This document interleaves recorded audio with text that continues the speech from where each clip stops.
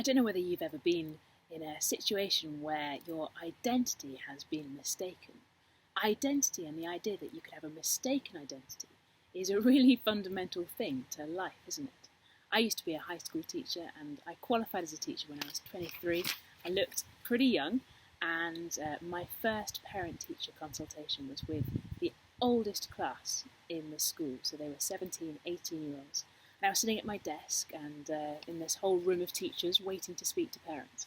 And it had Miss Patterson, that's my maiden name, in front of me. And my first set of parents came and sat down and they said to me, would you mind just going and getting the teacher? Unbelievable. I was the teacher, but I obviously didn't look like the teachers. They assumed I was one of the students, one of these oldest class in the school girls. And it's kind of understandable. I did look pretty young and I was a little bit nervous, so I might not have looked like I had great authority, but in actual fact, I did have authority in that position. I was teaching their daughter, and actually, I was about to write a reference for university for their daughter. So there's a whole load of teacher kind of authority and power in that. And my identity as the teacher was really essential to the way that that whole conversation went. Obviously, we kind of recovered. I was pretty embarrassed, they were more embarrassed, and we moved on without really mentioning it. But identity and whatever is associated with that identity is really key. And throughout Mark's Gospel, Jesus' identity has been key. Throughout the Gospel, we have had Jesus being declared, being proven, being shown to be God's King. If we go right back to the start, to chapter 1, verse 1, we have this declaration. The whole Gospel starts, the good news about Jesus Christ, the Son of God. That is what Mark is then going to go on to prove as we go through the narrative. When we hit chapter 8, we have that wonderful moment. Do you remember? We've been wondering, why are the disciples not getting what's going on? They just keep on getting Jesus' identity wrong. And then Jesus says to Peter, who do you say that I am? And in that moment, Peter says, you are the Christ. You are God's King. We realise within a few sentences that actually he only has a partial understanding. They stumble on, the disciples stumble on, other people stumble on. There are moments of clarity, aren't there? And they're often from the unexpected people. We get people who see for real who Jesus is and declare him to be the King and follow him. And so we've been kind of coming through the whole narrative. Mark has been highlighting again and again. Jesus is God's King. He has kingly power and authority. He is God. And as we go through the Gospel, that is like the first half of it. The second half of it is then God's King who came to die. And Mark has been explaining to us, especially over these last couple of chapters, why Jesus came. And in that, we have a clarity on why God's King came to earth. And it's been spoken of way back through the ages, all the way back in the prophecies happening hundreds of years before. But we need God's King to die so that he might pay the price for our forgiveness. And that is where Mark is heading. So as we hit our passage this evening, this chapter 15, we have absolute clarity on who Jesus is. To the extent in 15 verse 32, let the Christ, the King of Israel, come down from the cross. And it's said in irony and mockery. It's actually the chief priests and the scribes who are saying, well, yeah, if you're the Christ, if you're the King, then you can come down from that cross. Little do they know that actually God's King needs to be hanging on that cross. So all throughout this passage, Jesus' kingship reverberates around these verses. We have so many references, so many mentions of this charge that he is charged with, of declaring himself to be the King of the Jews. Pilate says it repeatedly, and it's even in the inscription on the cross. And there are actions as well that support this. The soldiers put a crown of thorns on him, a purple robe, and he's bowed down to, as if he's royalty. It's all mockery, but the title King echoes, reverberates around this passage. And while they are mocking, little do they know that underneath that, underpinning this narrative, this event that's going on is a surer, more certain, more eternal reality. While Mark references Jesus' kingly identity, he also references Psalm 22. I'd really recommend reading that psalm as you read this chapter. There's a big fat signpost to it in verse 34 when Jesus says, my God, why have you forsaken me?" And in that moment is a direct quotation of Psalm 22. And throughout the chapter we have various references to the extent that we have a clear depiction of crucifixion in Psalm 22 that is so accurate to what it would be like to die on the cross. We have a righteous man suffering unjustly. We have people wagging their heads all around him. We have mockery, we have beating, we have so many things. Do put the two texts next to each other and you'll see these connections that Mark wants us to make. And the person who wrote Psalm 22 is King David, God's king, the king who foreshadows Jesus. The interesting thing about Psalm 22 is there's a shift in tone, there's a lament and a sadness and an excruciating death. But actually, as we get halfway through the psalm, or 2/3 of the way through the psalm, you get a shift and suddenly this kind of triumphant, rescuing tone enters in. And we have the sense, not just the sense, the reality, that God does hear this cry. God does rescue.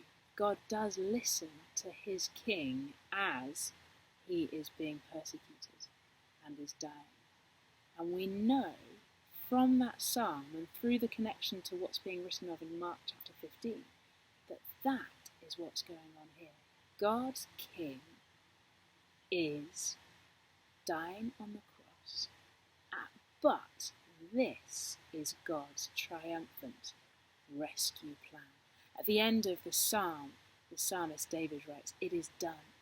And while Mark doesn't articulate the words in his gospel here, John makes it really clear that Jesus says, "It is finished," as he dies on the cross. And that's it. This is it. It is done. This is what we need. God's king dying for the sake of us, of others, of Barabbas, of people throughout this narrative account that we've encountered, but for us as well. And we see that as we get to verses 33 through to 39. Did you see the moment Jesus utters a loud cry and breathes his last? And the curtain of the temple is torn from top to bottom. And when the centurion who stood facing him saw that in this way he breathed his last, he said, "Truly, this man was the Son of God."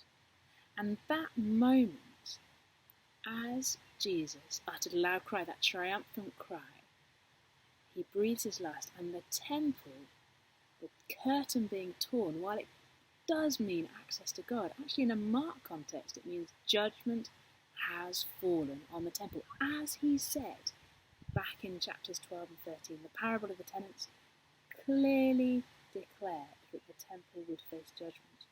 And as the vineyard is taken from those people, from the leaders, from the temple crowd, it is given to others. And here we see the centurion, the Gentile executor of Jesus. He's standing there to watch and see that Jesus has died.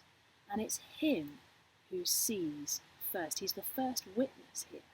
And as he sees, we see the vineyard being given to others. Grace, outrageous grace, is extended. And that same grace is extended to us.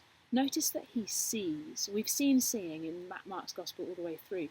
The blind men see. They are given sight. God gives them sight. Jesus gives them sight. And in the same way, spiritual sight is a God-given thing. It's a gracious act. And in that, we see that actually this hope, this life, this forgiveness is available for everyone. If the Gentile executing centurion can have it, so can we have it, and so can Barabbas. Barabbas is a moment, isn't it, in this account? We have the guilty being set free as the innocent goes to the cross. Substitution. That is what we need. We need God's King to die on the cross so that we don't face God's anger and his wrath. And in that unbelievable grace and mercy, we love that this is God's kingdom, as it is written, as it was always supposed to be, as we need it to be, with authority and power. Jesus saves. And so we lament his death, but we love his death, because he didn't need to do it, but we need him to die so that we might have life.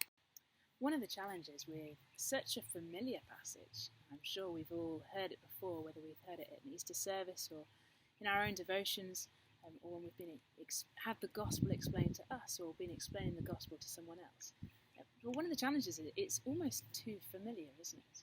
I hope that as we've been spending so long in Mark's gospel, we've spent a majority of 9 months dwelling in this eyewitness account of Jesus' life.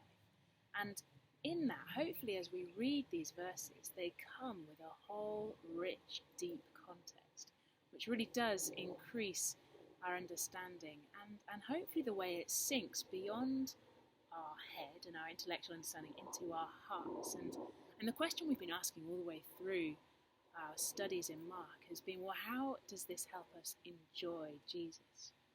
And really, this passage is the climactic moment as we see Barabbas set free, Jesus going to the cross.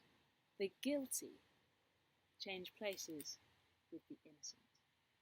And as Barabbas gets life, so we know ourselves to have undeserved, merciful grace as we receive that innocent past, that means we don't face God's wrath. And I hope that as we've been, especially in these last couple of chapters, convicted of our sin, our weakness, just like the disciples, how weak and fleshy we are, and that just a sense of that is what I'm like.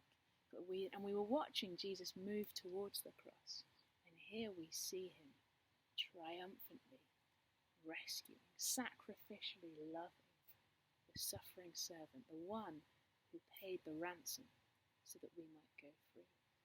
And there's something in feeling our need, feeling our guilt, recognizing our heart issues that Mark's been talking about all the way through. Think back to chapter 7 and the fact that out of our hearts, that is where everything comes.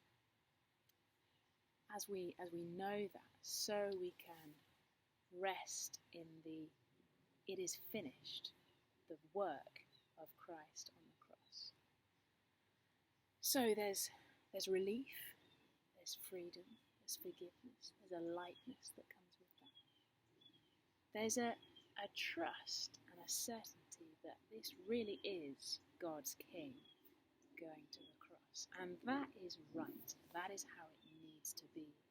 And as we are more certain that Jesus is God's King, so we can be more certain that salvation has really been achieved. We need it to be God's King. We need Jesus to be the Christ.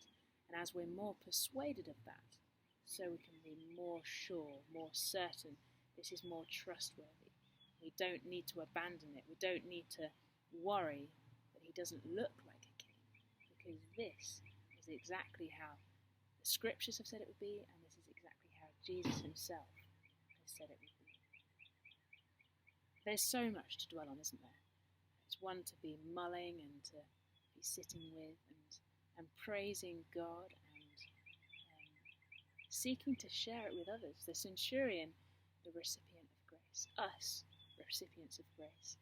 Our friends and family, our colleagues, our neighbours, our mailmen, whatever, all are open to the possibility that God might give them sight. And so we pray and we speak and we share this incredible gospel of grace. God's King who died that we might